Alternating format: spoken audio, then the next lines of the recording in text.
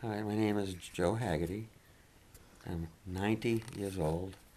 Be 91 next month, and I was born in 1918 during Victory Week after World War II. World War I was just finishing up. They had what was called Victory Week. Therefore, my middle name is Victor. I had a romantic mother, and so I was born in Medford, Massachusetts, in a house on Halloween night. And while the doctor was serving my mother, all the kids in the neighborhood rolled his car down the hill. And so he had to run down the hill to get the car and bring it back. And while he was gone, I was born. So started off, on my left foot. And had a great time being brought up by my mother and father in Medford. And I remember Maryellen and Milton coming to stay with us at the house, and we had good times. And Now talk about Henry and your my siblings. brother Henry was a great guy. He helped bring me up, I think, because he loved classical music, classical literature, and he was a great thinker. And I think he brought me up to appreciate that, and I appreciate him for that. And John, my brother, was a handsome son of a gun, somewhat of a ladies' man, and a good sportsman. He could play football and baseball, all the sports. Therefore, my father loved him best. Okay, Henry and I were not that involved in sports. So, although my father loved us, John was his favorite. My mother always said about me, "My Joe." I think that probably I was my mother's favorite. And of course, she was my favorite cook. She could cook anything to suit a king, and especially her spaghetti. And I think Maryellen knows that because she's commented on Ma's cooking all it. She called, what'd you call it, Aunt May? Yeah. Yeah. She commented on Aunt May's cooking many, many times. So I was brought up to eat very well, and I'm still a glutton. Tell us about your dad. My father was a great guy. He was a sportsman in his young life, and well known among the Medford men. He belonged to Medford Men's Club, and I often met some of his old cronies, and they used to tell me how what a great baseball player and what a great bowler he was. Oh. And I was kind of proud to hear about dear old Dad, being on the teams of the Medford Men's Club. Right. And he also played the Mission High School baseball team in Roxbury, Massachusetts. Mm. He was born and brought up in Wilkes-Barre, Pennsylvania, and when the mining situation down there, the people working in the mines were very dangerous, so his mother decided to move to Massachusetts, and they moved to Roxbury, which, by the way, was an Irish stronghold in those days. And so he was brought up in Roxbury. They all went to church at the Mission Church, and he played baseball and so forth with their Cigar church maker? teams. He became a cigar packer.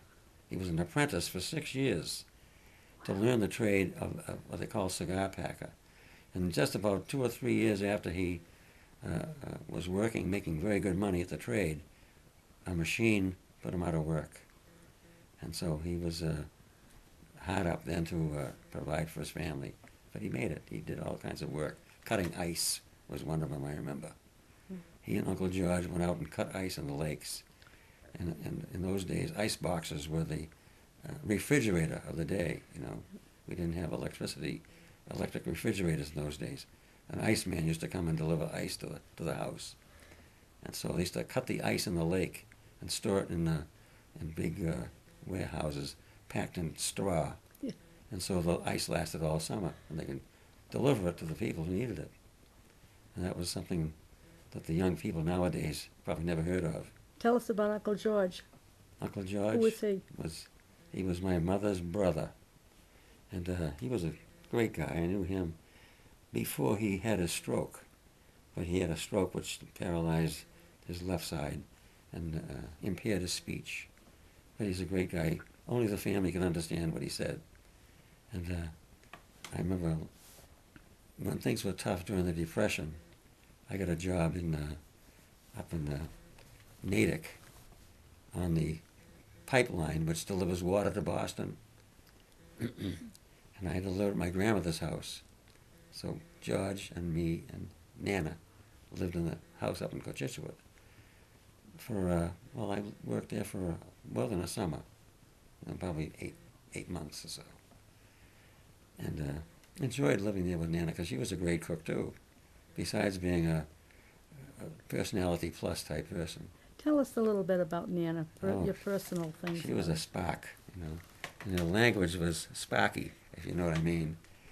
And because she used to be, her husband was the type that would desert the family and stay away for a couple of years and come back. And then they'd have another child, and then he'd desert them again, and so forth and so on. My mother, your mother, George, were left as practically orphans in orphan asylums, while Nana couldn't take care of the kids. And they had a tough life, and they were adopted by various people. And some were successful, like your mother, Aunt Grace. She had a successful adoption. Who adopted your mother at one time? Now you're asking me to remember her name. A very famous poet. Amy Lowell? Amy Lowell, yeah, the famous poet, Amy Lowell, adopted my mother. But my mother loved Nana so much, she couldn't take it, so she stayed with Amy Lowell for about a little more than a year. And she was living high off the hog. She'd have special carriages take her to school with footmen, and in those days that was high style.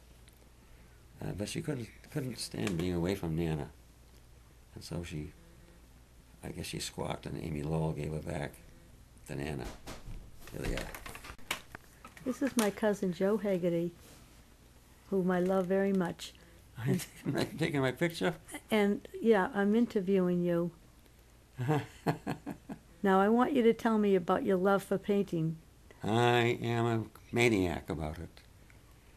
I just feel very, very relaxed and completely absorbed when I'm painting. Sometimes I can start painting in the morning at 8 o'clock, and if I had my druthers, I'd be painting at midnight the same day. That's how much I like it.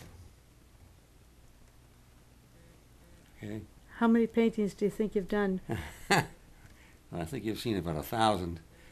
I've probably done about 3,000 in my lifetime, and I've disposed of some in many ways. Some of them I tear up, some of them I give away, some I sell. Wow. So you're still interviewing? Yeah. How wonderful it is when someone loves your painting enough to buy it. Very flattering, very flattering. It salves the ego for sure. It makes me want to do something special for them, Tell us about the people that was painted like the soldier. Oh, the portraits I did?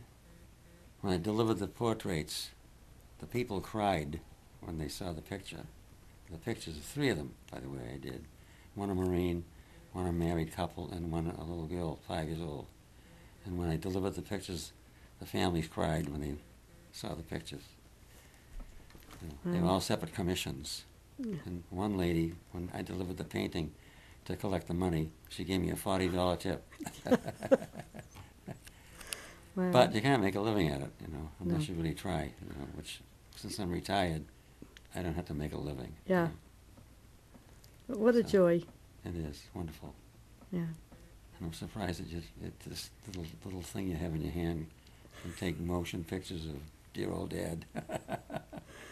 Yeah. Wow. And you can also hear me? Yeah. Fantastic. I better not swear. Huh? Wow. So I'm looking at Maryellen and I'm thinking to myself, she actually has the creativity to paint, and I don't know why she doesn't do more of it. Ooh. So, anyway. Well, Joe, what's the date today? The That's the 17th? 18th. Yeah. And whose birthday did you go to recently? My sister's, September 4th, up in Maine. She's 85 years old. Yeah. And we had a ball up there for a little vacation. We celebrated her birthday at a place where they specialize in all various kinds of beer. And one glass of beer of this special kind cost $11. Wow. And of course we wouldn't try that one, but we tried some that cost about $5-6 a glass, you know, Yeah. just because they were so special. I'm going to take a look at some of your paintings, okay? Sure. Okay. You want to hold them up or something? Hold them up, and maybe, here, look in there and go up there close and show them some of your paintings. Oh. The ones they're gonna take home? No, those are some of this one framed ones here. People Oh, can why see don't them. you hold it and I'll pick them up. How about the bad light?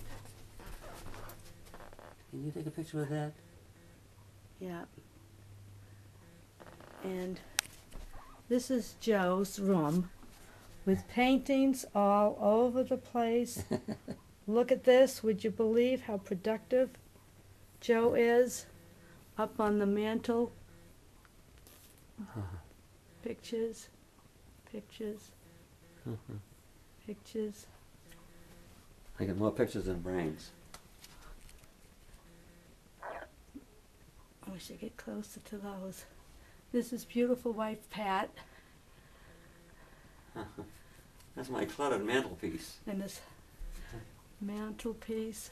This is a picture he's given to me. I'm so happy about that.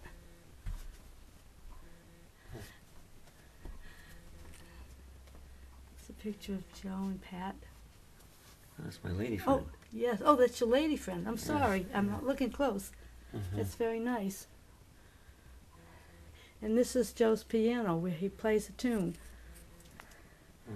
It's empty right now. His arthritis is getting to him. I know that you're a great art lover, so therefore I'd like to present to you one of my paintings. No, not me. Yes, you, my dear. This is it. Oh, it's beautiful. Joe, what's that you have over there? I have one here for Al. And Al? he loves the local art.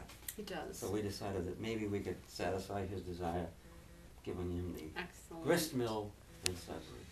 Wow, 2 Joe Haggertys. Oh, Oh,